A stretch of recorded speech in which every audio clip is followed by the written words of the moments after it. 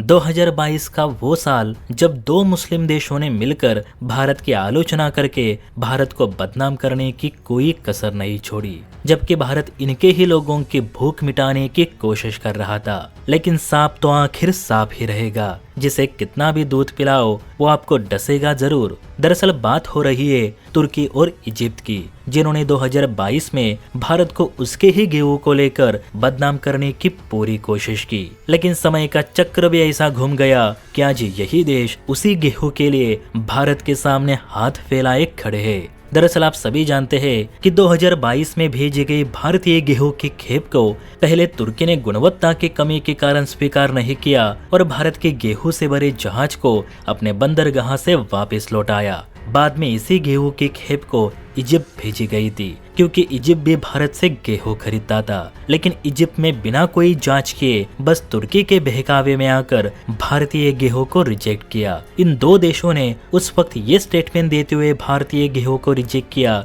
कि भारत के गेहूं में रुबेला डिजीज है, जो कि तुर्की के लोगों के लिए हानिकारक साबित होगा। इवन इन गेहूं के सेवन से तुर्की के लोगों की जान भी जा सकती है, इसलिए हम इन्हें नहीं खरीदेंगे। हालांकि भारतीय निर्यातक कंपनी आईटीसी लिमिटेड ने साफ कह दिया था कि तुर्की को भेजी गई गेहूं की खेप सभी आवश्यक क्वारंटाइन और गुणवत्ता मानकों को पूरा कर चुकी थी और इसके बाद ही उसे बेचने की मंजूरी मिली। हालांकि तब तुर्की और इजिप्ट अपने ही घमंड में थे और इसी घमंड में आकर उन्होंने भारत के 60,000 टन गेहूं को अपने दरवाजे से वापस जाने को कहा। हालांकि इन दोनों ने भले ही भारतीय गेहूं को ठुकरा दिए, लेकिन वही गेहूं से भरा जहाज इजराइल ने अपने यहाँ बुलाकर वे सारे गेहूं खरीद लिए और भारतीय गेहूं की तब लाज भी रखी। लेकिन आज का दिन भारत का है। लेटेस्ट मीडिया रिपोर्ट्स के अनुसार इजिप्ट में फिलहाल खाने के लाले पड़े हैं। दरअसल इजिप्ट दुनिया का सबसे बड़े गेहूं आयातक देशों में से एक है। वहाँ के आम जनता की जिंदगी सस्ती रोटी और सब्सिडी वाली ब्रेड पर टिकी है।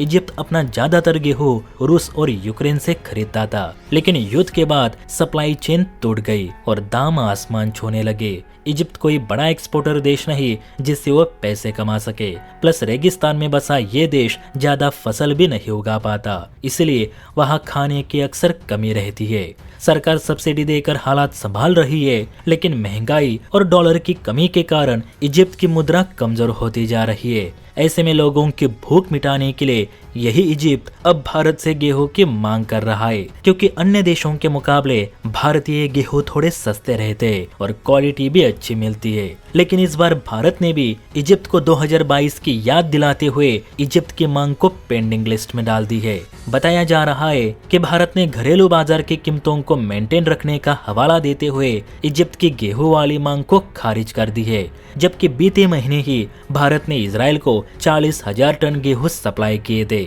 यानी साफ है कि भारत जानबूझकर इजिप्ट की मांग को ठुकरा रहा है। मतलब भारत सरकार भी 2022 की वो घटना नहीं भूली जो तुर्की के साथ साथ इजिप्ट ने भी भारत के साथ की थी। तुर्की को तो भारत ने उसी दिन गेहूं देना बंद कर दिए थे जब उसने रुबेला वायरस का नाम लेकर भारत की निंदा की थी, लेकिन भारत इजिप्ट को भी नहीं भूला है। रॉयटर्स की रिपोर्ट के अनुसार इजिप्ट की सरकार के पास अब इतने पैसे भी नहीं रहे कि वो अमेरिका, फ्रांस, कनाडा या जर्मनी से गेहूं खरीदे। इस वक्त इजिप्ट के लोगों की गेहूं की भूख अगर कोई मिटा सकता है तो वो सिर्फ भारत है। हालांकि यही देश पाकिस्तान और तुर्की का समर्थक भी है। इजिप्ट ने हाल ही में सिंधु जल संधि के मुद्दे पर पाकिस्तान और तुर्की का साथ देते हुए ओआईसी की मीटिंग में भारत का विरोध किया था और पाकिस्तान को फिर से पानी बहाल करने की मांग भी की थी। तो ऐसे में आप ही बताना, क्या इजिप्ट पे भरोसा किया जा सकता है? क्या हमें इजिप्ट को गेहूं देनी चाहिए या इसे तुर्की पाकिस्तान के भरोसे छोड़ देना चाहिए, जिन्हें वो अपने परम मित्र मानता है? आपको क्या सही लगता है? नीचे कमेंट करके जरूर बताइए। और हाँ, वीडियो अच्छी लगी हो तो बेल आइकन प्रेस करके चैनल को लाइक एंड सब्सक्राइब जरूर करें। जय हिंद।